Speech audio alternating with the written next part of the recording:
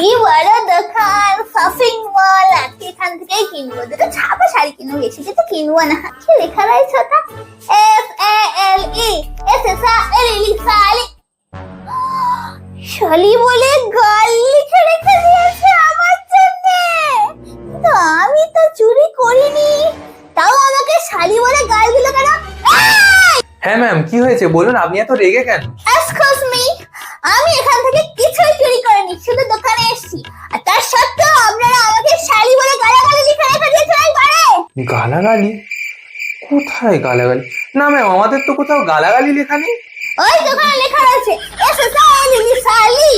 Ma'am, ওটার উচ্চারণ শালি নয়, ওটার উচ্চারণ সেল। দুর্গাপুজোর সেল, চৈত্র সেল, বুঝলেন? এই এই এই, আমাকে না একদম মূর্খ ভাববেন না, আমি অনেক দূর পড়াশোনা জানি। আমাকে গাল দিয়ে এখান থেকে ভাগিয়ে দেবেন ভেবেছেন? আমি পুলিশ নিয়ে আসছি, দাঁড়ান।